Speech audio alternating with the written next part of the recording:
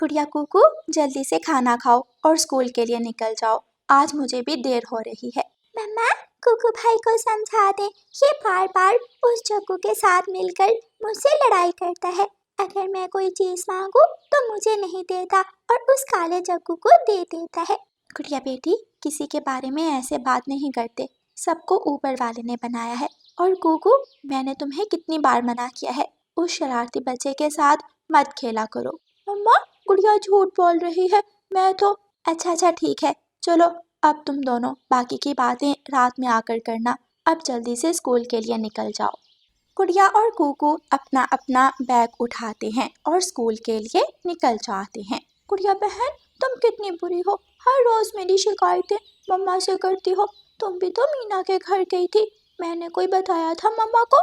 मैंने मम्मा को खुद ही बता दिया था, मैं मम्मा की इजाजत के बिना कोई काम नहीं करती।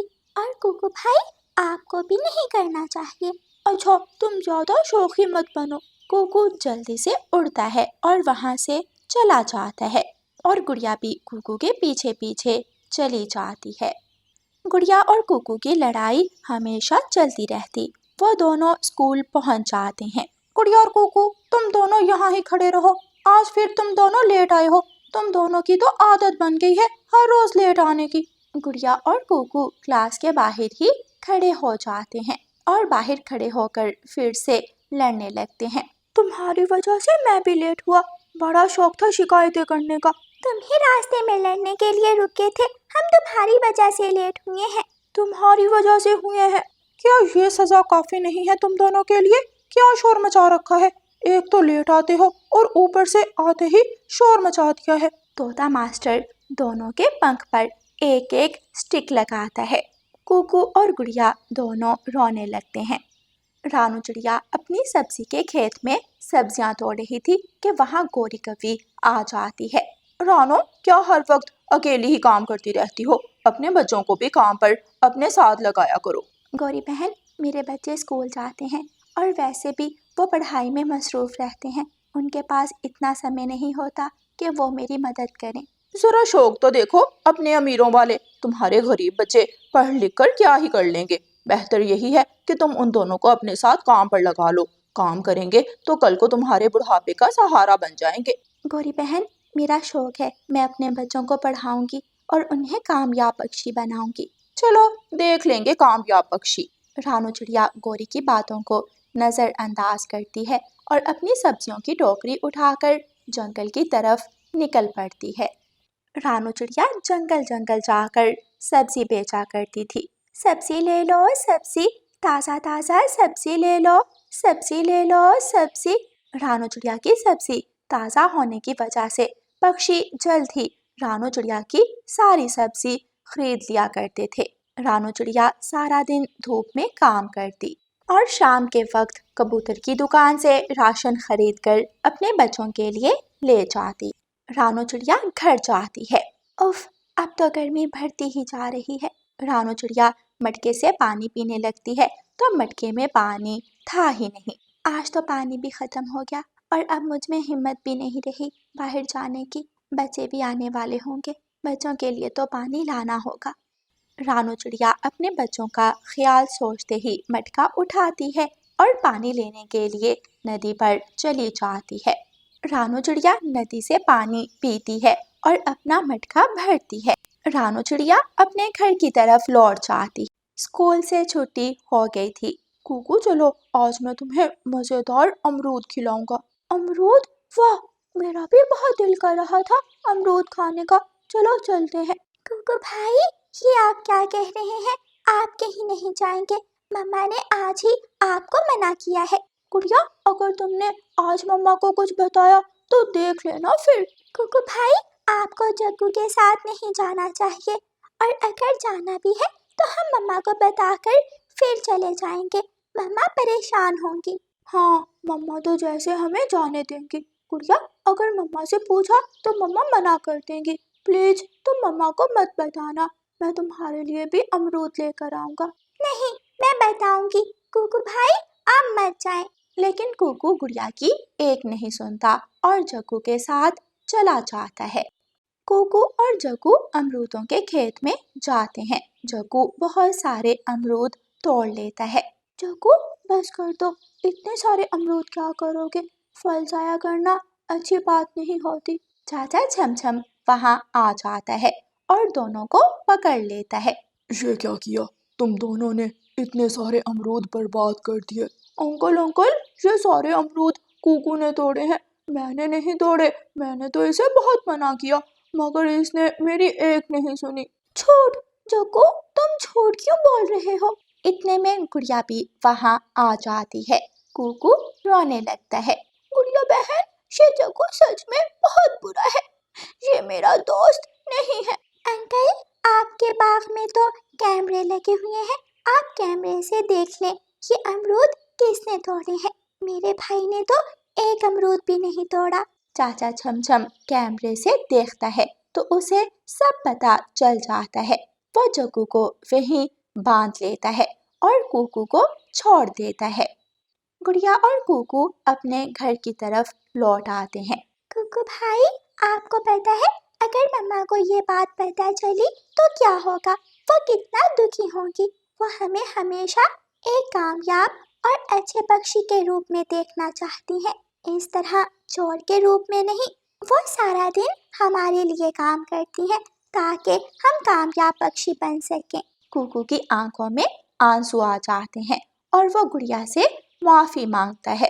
गुड़िया बहन, मुझे माफ कर दो, मैं गलत था, मैं आइंदा कभी ऐसा नहीं करूँगा। मैं मन लगाकर पढ़ाई करूँगा और हम दोनों मिलकर अपनी मम्मा का हर सपना पूरा करेंगे। गुड़िया बहुत खुश होती है और वो दोनों खुशी खुशी अपने घर की तरफ चले जाते हैं। प्यारे दोस्तों, इस कहानी को लाइक, अपने दोस्तों के साथ शेयर और चैनल को सब्सक्राइब करना बिल्कुल मत भूलना। आपका धन्यवाद। रानो चिड़िया की ऐसी कहानियाँ सुनने के लिए YouTube सर्च बार में रानो चिड़िया की कहानी लिखें या फिर ये बटन दबाकर बोलकर कहें रानो चिड़िया की कहानी। मैं हूँ नन्ही रानो चिड़िया, करती हूँ मैं ची ची ची। छोटी सी है चोंच मेरी, लगती हूँ बड़ी प्यारी सी। सुबह सवेरे उठ जाती हूँ, सबको मैं जगाती हूँ। फुदक फुदक कर डाली पर मीठे गीत सुनाती हूँ। रानो चिड़िया, रानो चिड़िया, उड़ती जाए फुर फुर फुर। नीला अंबर मेरा घर है, पंख फैलाकर उड़ती हूँ। दाना चुगने आंगन में मैं झटपट नीचे आती हूँ। प्यारे दोस्तों, इस कहानी के कल वाले भाग में आपने देखा कि कालू कौवा किस तरह गोरी के कहने पर लूसी और हरियाली के अंडे चोरी करके ले जाता है और वो दोनों लूसी और हरियाली के अंडे पी लेते हैं। फिर गोरी कौवी कालू कौवे को रानो चिड़िया का अंडा चोरी करने के लिए कहती है। अब देखिए आगे। जंगल में शोर मच जाता है कि कोई पक्षी अंडे चोरी कर रहा है। मिठू तोता और कबूतर जानते थे कि अंडे किसने चुराए। दोनों पक्षी पेड़ की डाल पर बैठे थे। मुझे समझ नहीं आ रहा, क्या करूं? करना क्या है, चलो जाकर कालू कौवे से पूछते हैं। हाँ चलो। दोनों पक्षी कालू कौवे के घर की तरफ जाते हैं। कबूतर दरवाजे पर दस्तक देता है। कालू कौवा दरवाजा खोलता है। बाहर मिठू और कबूतर को देखकर कालू कौवा समझ जाता है कि क्या मामला है। कालू दिल ही दिल में बहुत डर रहा था, लेकिन फिर भी आवाज ऊंची करके बोलता है। हाँ भाई, क्या है, क्यों मेरा दरवाजा तोड़ रहे हो? कालू कौवे, तुम्हें सब पता है हम यहाँ क्यों आए हैं। तुम बताओगे तो मुझे पता चलेगा ना। इतने मासूम ना बनो, तुमने हमारे अंडे चोरी किए हैं, जल्दी बताओ कहाँ हैं हमारे अंडे? कौन से अंडे? मैंने कोई अंडे नहीं चुराए, तुम मुझ पर इल्जाम लगा रहे हो। तुम मासूम मत बनो कालू, हमें सब पता है। तुम ही लूसी को बधाई देने गए थे, फिर पानी के बहाने अंडा चुरा लिया। भलाई का जमाना नहीं रहा, मैं तो बधाई देने गया था, मुझे क्या पता था कि मुझ पर ही इल्जाम लग जाएगा। हम तुम्हें छोड़ेंगे नहीं, जाओ जाओ, देख लूंगा तुम दोनों को। ऐसे कहकर कालू कौवा दरवाजा बंद कर देता है। क्या हुआ कालू जी? कौन था दरवाजे पर और इतना शोर क्यों था? गोरी, लगता है कबूतर और मिठू को मुझ पर शक हो गया है। वो कैसे हो गया शक?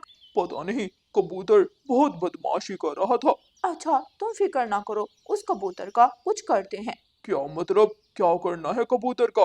मेरे पास एक प्लान है। जल्दी बताओ मुझे। फिर गौरी कवि कालू कव्वे को अपना प्लान बताती है। वाह गौरी, क्या दिमाग पाया है तुमने। चलो अभी चलो, ताकि उस कबूतर को पता चले कि कालू से पंगा नहीं लेना। हाँ हाँ, अभी चलो। गौरी कवि और कालू कौवा घर से निकलते हैं। गौरी किसी और पक्षी का अंडा लाकर कबूतर के घोंसले के बाहर फेंक देती है और शोर मचाने लगती है। देखो पक्षियों, देखो देखो इस कबूतर के काम, मुझे चोर मिल गया, चोर मिल गया मुझे। शोर सुनकर सभी पक्षी घोंसलों से बाहर आते हैं। गौरी, क्या हुआ? क्यों इतना शोर मचा रही हो? देखो, मैंने चोर ढूंढ लिया। हाँ, तुम्हारे साथ खड़ा है तुम्हारा पति कालू। अरे कालू नहीं मिठू, कबूतर है अंडा चोर। ये देखो, कबूतर के घर के बाहर अंडा टूटा पड़ा है। मैंने खुद देखा है, कबूतर अंडा लेकर जा रहा था, जल्दी में अंडा नीचे गिर गया। तुम भी कुछ बोलो ना कालू। हाँ हाँ, ऐसे ही है, गौरी सच कह रही है, मैंने भी देखा था। नहीं नहीं, ये झूठ है, मैंने किसी का अंडा नहीं चुराया। ये कालू मुझ पर इल्जाम लगा रहा है। कबूतर भाई, ये नहीं कर सकते, अंडा तो इनका भी चोरी हुआ है, वो भला अपना अंडा क्यों चोरी करेंगे? मेरे कबूतर जी, ऐसे नहीं है गौरी, तुम जुबान संभाल कर बात करो। तुम भी इस चोरी में शामिल हो लूसी, तभी तो नहीं मान रही। और मिठू, कबूतर तुम्हारा दोस्त है, तुम इसलिए इस पर यकीन नहीं कर रहे। अभी सब आपस में लड़ रहे थे कि रानो चिड़िया वहाँ आ जाती है। लो, आ गई चोर की दोस्त। गौरी, तुम मुझे चोर की दोस्त क्यों कह रही हो? मैंने या मेरे दोस्तों ने ऐसा क्या किया है? फिर मिठू तोता रानो चिड़िया को सारी बात बताता है कि किस तरह कालू ने लूसी के घर जाकर अंडा चोरी किया, और जब कालू से पूछा तो उन्होंने कबूतर पर ही इल्जाम लगा दिया। आपस में लड़ने का कोई फायदा नहीं, इसका फैसला चील रानी करेंगी। चलो सब चील रानी के पास जाते हैं। सब पक्षी रानो चिड़िया की बात मान लेते हैं और चील रानी के घर की तरफ जाते हैं। सब पक्षी, मेरे घर पर सब खैर तो है? जी चील रानी, जंगल में पक्षियों के अंडे चोरी हो रहे हैं और सब पक्षी एक दूसरे पर इल्जाम लगा रहे हैं। अब आप ही फैसला करें। क्यों भाई कालू, क्या मसला है? तुमने कबूतर पर इल्जाम क्यों लगाया? इल्जाम नहीं चील जी, मैंने खुद अपनी आंखों से देखा है कि कबूतर अंडा अपने घोंसले में ले जा रहा था और मुझे देखते ही जल्दी से अंडा फेंक दिया। अरे, ये कबूतर ही चोर है। अच्छा कबूतर, बताओ सच क्या है? क्या ये सच बोल रहे हैं? अगर मैं अंडे चोरी कर रहा होता तो अपना अंडा भी चोरी करना था क्या? ये सब झूठ है। ये कालू अपना इल्जाम मुझ पर लगा रहा है ताकि खुद बच जाए। वो कैसे? मुझे डिटेल बताओ। फिर कबूतर चील को शुरू से लेकर अब तक की सारी कहानी सुनाता है। तुम्हारी बात में दम है, चलो मैं पता करती हूँ। फिर चील दो उल्लुओं को भेजती है कि वो जाकर सारी खबर लेकर आए। उल्लू कौवों के घर की तरफ जाते हैं। उल्लुओं को कौवों के घर के पास टूटे हुए अंडों के छिलके मिलते हैं। उल्लू छिलके लेकर चील रानी के पास आते हैं और चील को अंडों के छिलके दिखाते हैं। देखो, ये किसके अंडे हैं? ये मेरा अंडा है और ये मेरा है। बस फिर ये बात साबित हो गई कि ये अंडे कौवों ने चुराए हैं। फिर चील उल्लुओं से कहती है, इन कौवों को तब तक मारो जब तक ये मान नहीं जाते। उल्लू सिपाही चील का आदेश मानकर कालू और गोरी को डंडे मारते हैं। बस बस, सब बताता हूँ, रुक जाओ। फिर कालू कौवा सारी बात चील को बताता है और मान जाता है। चील दोनों कौवों को जेल भेज देती है। प्यारे दोस्तों, कभी कभी आंखों देखा झूठ भी हो सकता है। अगर आज सब पक्षी कालू की बात मान लेते तो कबूतर झूठे इल्जाम में जेल होता। और प्यारे दोस्तों, इस कहानी को लाइक, अपने दोस्तों के साथ शेयर और चैनल को सब्सक्राइब करना बिल्कुल मत भूलना। आपका धन्यवाद।